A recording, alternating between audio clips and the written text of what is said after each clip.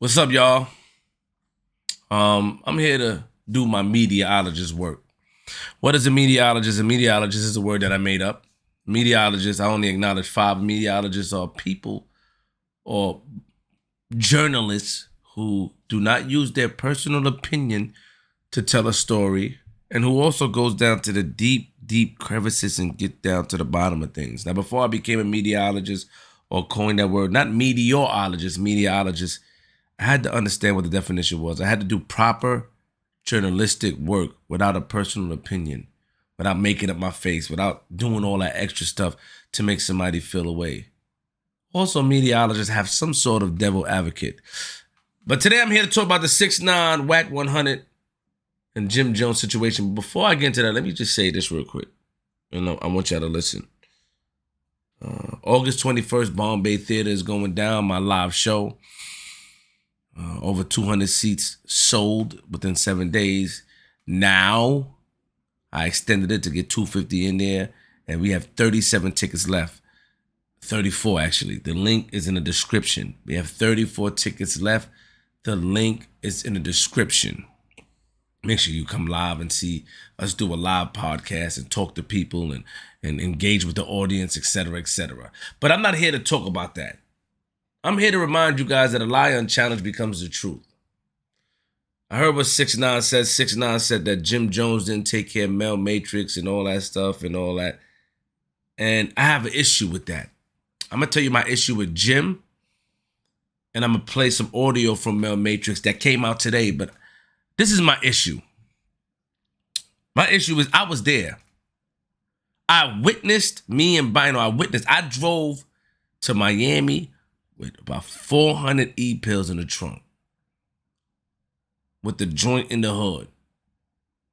I did that just to be around and be in the vicinity and witness all the stuff to be around stacking them. I did that, me and Bino.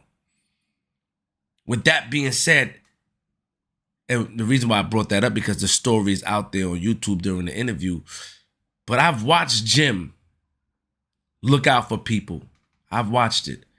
Jim and Mel Matrix relationship is like this. It always has and it always will be. I've watched Capo do that. I've watched Capo pay and look out for, there's a lot of people. I mean, a lot of people was on the roster. A lot of people was there. You had Max, you had Stack, you had Ja, you had Mel, you had No, you had like even Handsome, like a couple of people that was a part of the team, was making money. And we tend to forget that he was an independent artist. How much was he making back then when he just started to pop? Let's talk about the facts here. You see, the lie unchallenged becomes the truth, and I'm gonna get into my problem with Capo, but let's talk about the facts here. It wasn't the time that we're in now. Tekashi came out and he had streams and revenue and different stuff, the internet. They wasn't paying on YouTube then. And if they was, it was to the labels. The labels had to make their ROI. What we talking about here? With all the millions of plaques and millions of streams, nobody was getting paid over that then. Tekashi was in a better situation. Let's keep it 100. He was. He got bigger deals, 10 million, all type of deals where bigger shows where he could do things like that. I watched this man take people from the hood and bring them on a 40-day tour. You know why a lot of them was appreciative, except for some of them? They wasn't watching. Stack wasn't watching nobody pocket. Stack was getting how he getting it. Money was getting how he getting it. Mel was getting how he getting it. But they understood the movement. They understood the story. They took the opportunity to travel around the world. And all we doing is judging and making up our own stories instead of listening or understanding from the people that was there. That's my problem. Y'all made it seem like he had an $8 million deal, $5 million, even $1 million. That's not how it works. Especially on the independent circuit. Of course, you get more when you sell more. Of course that. But, on the tour, what you getting, 15,000, 16, 20,000? And having a breakdown, especially your personal lifestyle. There's a lot of things. And it doesn't last. We act like these things last. Father Time catches up to everybody. Now, Jim is in a position where he currently keeps some stuff up to date, which I respect. He got some hot projects out. Lobby Boys joined his own joints and stuff like that to be current. And he had to reinvent himself. We all hit that wall. We all hit that wall, but we forget that. We try to make up these stories like, yo, he wasn't taking. So what Tekashi was saying, respectfully, was nonsense. He was speaking from a standpoint which he didn't understand. And on top of that, who says people didn't have the bad business deals or do things? Like, why we don't look into things like that? Why don't we get down to the nitty gritty? Why must we listen to the rhetoric or these things from people that wasn't there, that don't understand? How can he speak? He can't speak for that. My opinion, he can't speak for that because his situation when he got it was a better situation where he could give people 50, 60, 100,000 million, put these people in position.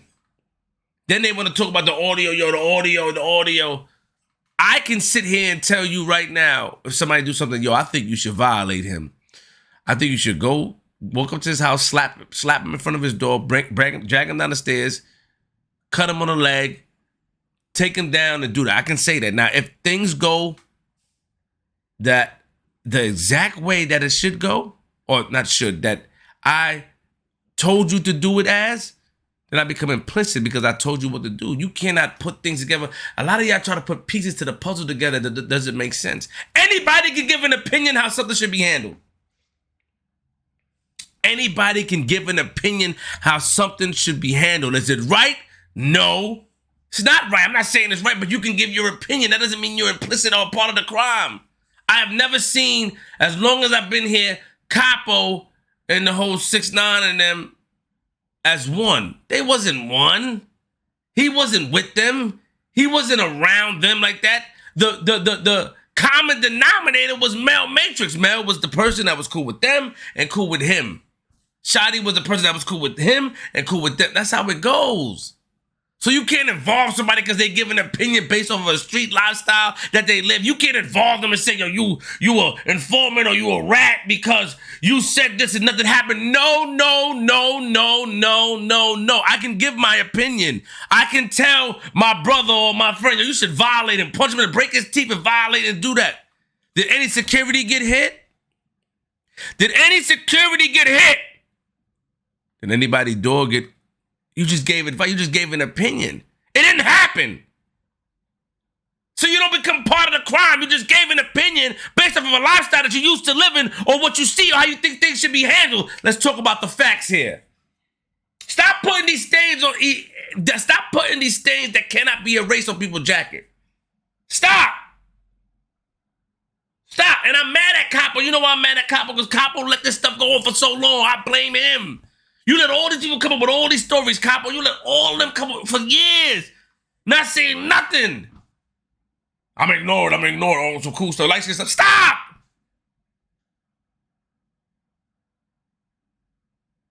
Maybe you let it linger like that because the internet wasn't as big. Maybe you let it go like that because I ain't gonna see none of these people. But it's like a lie unchallenged becomes the truth, and I think it's wrong. And I blame you, Jim. I blame you for letting it slide. And I say you have to address everything, but some things need to be addressed and challenged. A lie unchallenged becomes the truth. So I'm going to play this audio from Mel. I'm going to break down other things in another video pertaining to how I feel about the case and how does Jim become evolved from my opinion. A lot of people are not going to agree with me, but I can just spit the facts. And I'm going to play the audio how Mel feel. This is how Mel feel. Do I feel how Mel feel? No. I understand certain things, man. The streets is a myth. The streets is a myth. Because when you go to jail, get locked up, a lot of people don't live honorable. A lot of people don't put money in your books. A lot of people end up smashing your girl. A lot of people end up doing a lot of stuff. The streets is a myth. Streets love nobody. Hot today, gone tomorrow. In the streets. Getting money today, on a sidewalk tomorrow, in the streets. It's only a handful that live by a certain code. And as long as I knew Jim, he's been the same way. It's not my job to clear anybody's name. It's my job to bring you the truth. What Mel said, that's how he feel. Do I agree? Not necessarily. But that's how he feel. That's how Mel feel. Mel feel that way. And that's just what it is. I understand what he's saying. Because he's the person that's in the situation. That's why I understand how certain people in Harlem is mad at me. Because they were in the situation. I get it. But I feel like a lot of things are blown out of proportion. But I'll break that down in another video. Here's Mel, Queens. Everybody know he's a bitch. I got niggas from Cali that's spinning the yard with me. I say he's a stone cold hoe. You supposed to be reputable from your hood, but you talking to a nigga that put some real rights behind the G-wall. That nigga's a hoe. Fuck Wack 100. You know what I'm saying? Fuck having fuck anybody that running with him. You heard me? You know what I'm saying? So, no secret. You know what I'm saying? That's coming straight from the horse mouth. That nigga's a hoe. Word of my mother. Him and that nigga he talking to is full-blooded hoes. Word up. I'm saying, boy. At the end of the day, a nigga still mobbing, still 10 toes down. And I took mine on the chin, nigga, for whatever I did. I took it on the chin. Being all the gangsters, spinning the yard, paperwork good. Queenzflip and flip the script. So at the end of the day, man.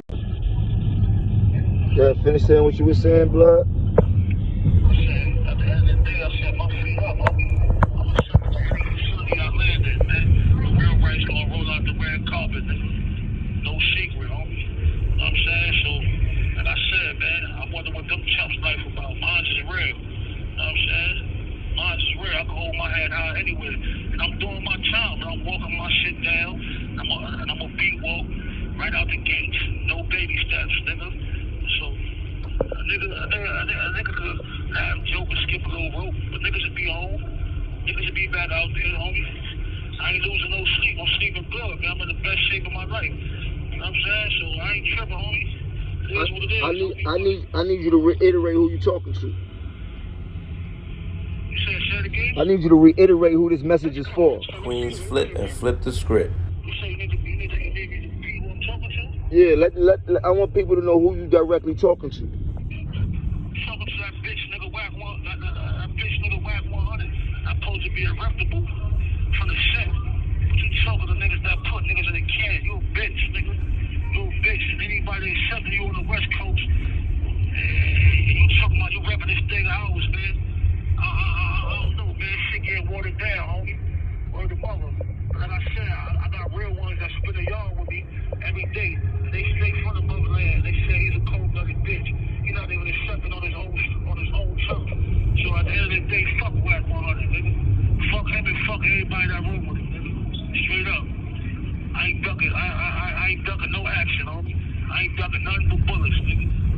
Word up. Real talk, so.